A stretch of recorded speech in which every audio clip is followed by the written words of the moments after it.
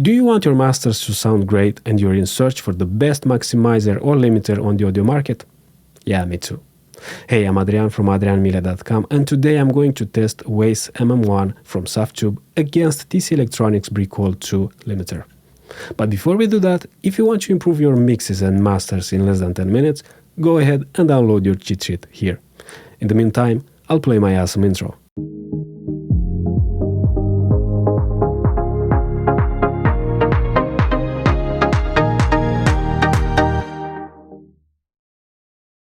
Weiss MM-1 is a maximizer created by Softube, and at first glance you can see that there are not many controls, which sometimes is great. Why?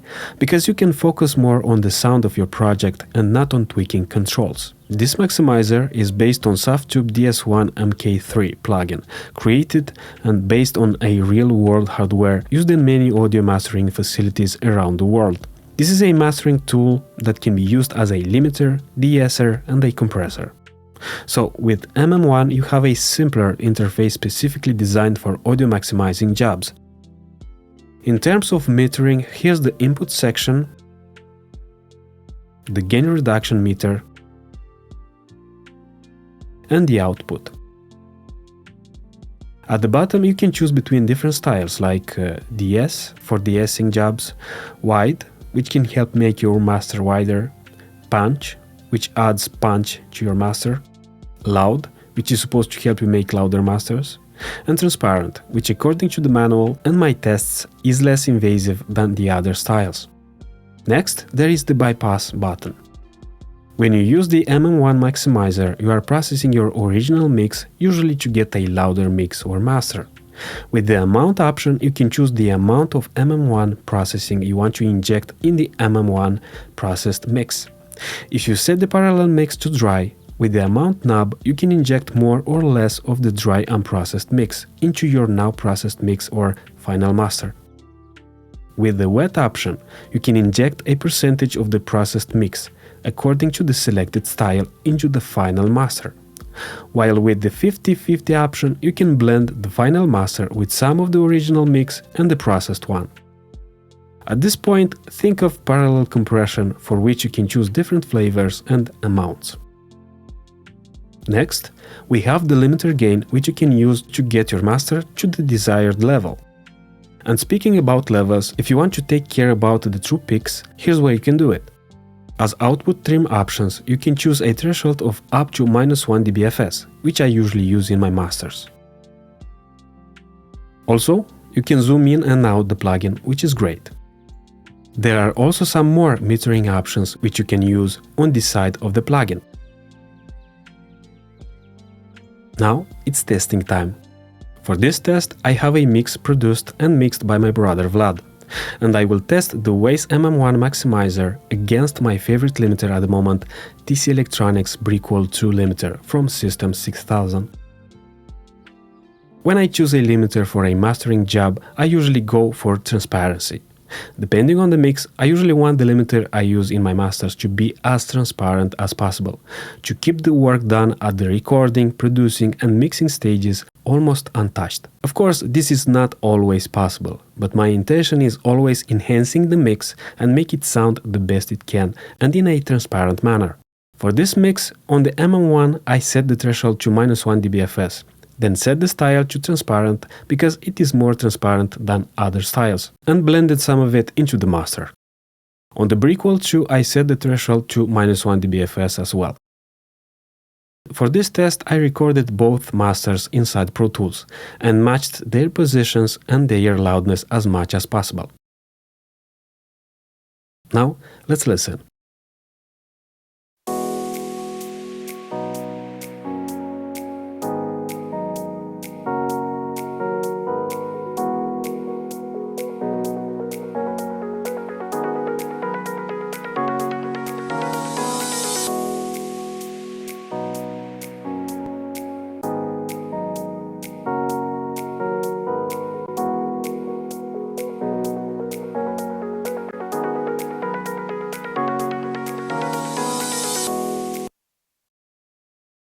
So far both versions sound pretty much the same, as there is not much processing going on.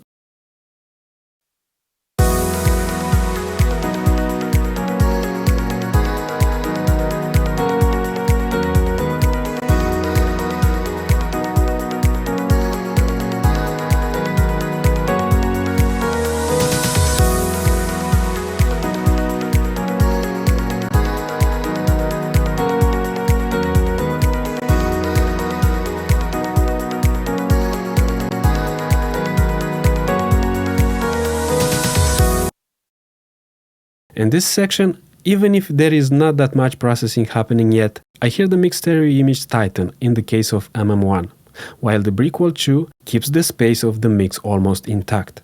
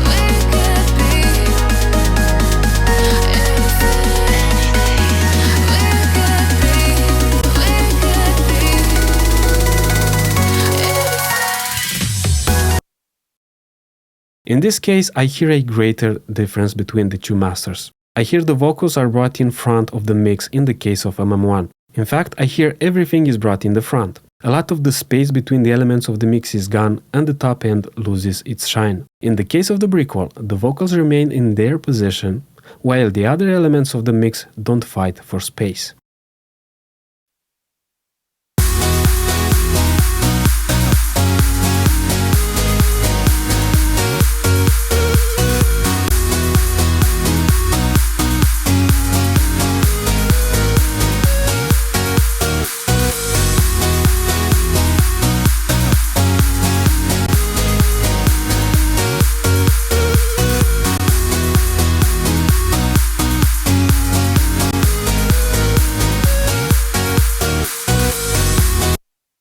In this section, I hear lots of stereo image and space in the MM1 case, and the top end is more aggressive and processed in an unpleasant way.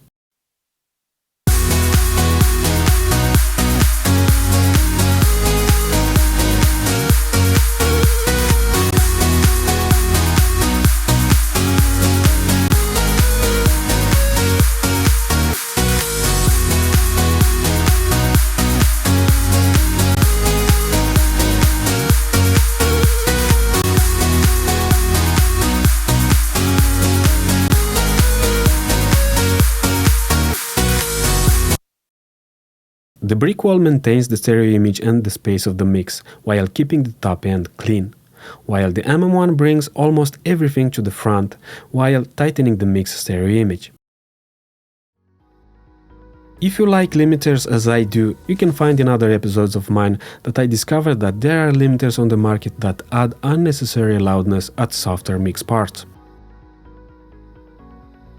Fortunately, this is not the case with MM1.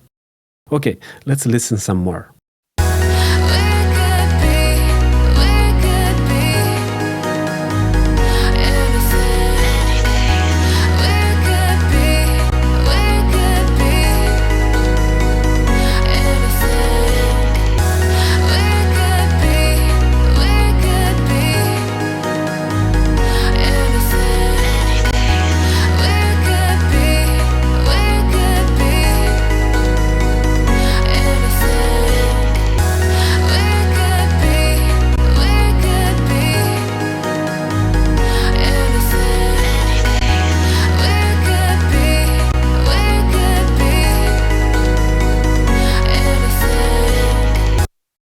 To me, the brick wall version sounds more natural and less processed than the MM1. While there is some light distortion going on, the top end is much cleaner than the MM1 version. As I mentioned, for this test I set the output trim to -1 dBFS, so technically the true peaks should not go over this threshold. But as in the case of most software limiters, this is not always the case. If we analyze the loudness of the master, while the loudness is -9.8 LUFS, we can see that the max true peak levels reach 0.1 dBFS, that is 1.1 dBs more than the threshold I set on the MM1. If we repeat the test with the brick wall 2, we have a loudness of -9.9 LUFS or LKFS and a max true peak of -0.9 dBFS. So a 0.1 dBFS difference than the -1 dBFS threshold I set. Now, if I really want to set the max true peak to -1 dBFS for this master, I can bring down the threshold on the brick wall 2 limiter, but not on the MM-1 because the trim goes only up to -1 dBFS. So if you really need to take care of those true peaks, you should take this into consideration.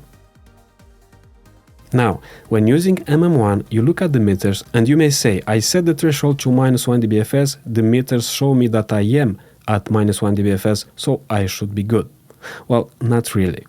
While the MM-1 shows -1 dBFS true peak, if you look at the TC Electronics analyzer, the true peaks reach 0 dBFS. So my recommendation is to get a very good analyzer when mastering. In conclusion, audio mastering is not always an easy straight process. Besides the must-have great processors, you also need to know how and when to use them. But also, audio mastering should not be a complicated voodoo domain you're made to believe it is. This is why I created the Pro Audio Mastering program, where you can learn how to approach audio mastering step by step so that you can preserve the hard work you put in your mixes and transform them into professional masters. In case you're interested in learning audio mastering, go ahead and enroll in the Pro Audio Mastering program. I'll meet you on the other side. Regarding the MM-1 maximizer, I really liked the concept and how they created the interface and all of that. However, in terms of sound, I believe there are things missing out. There's too much processing going on, not in a good way, even using the transparent style. Specifically, there's stereo image, 3D space and top-end loss, which from my tests is a pretty common thing among software limiters. By the way, this is a 48 kHz session, but I did some tests at 96 kHz, but the MM-1 signature remains even at higher resolutions. Therefore, I will continue my quest of finding the best software limiter that the market has to offer. In fact, I'll test the Weiss compressor/limiter to see if the sound is different, so stay tuned. One last thing, tell me what you think about the MM-1 maximizer. Let's exchange ideas in the comments below. And of course, subscribe if you want to watch more videos like this. Until next time, stay cool and make great music.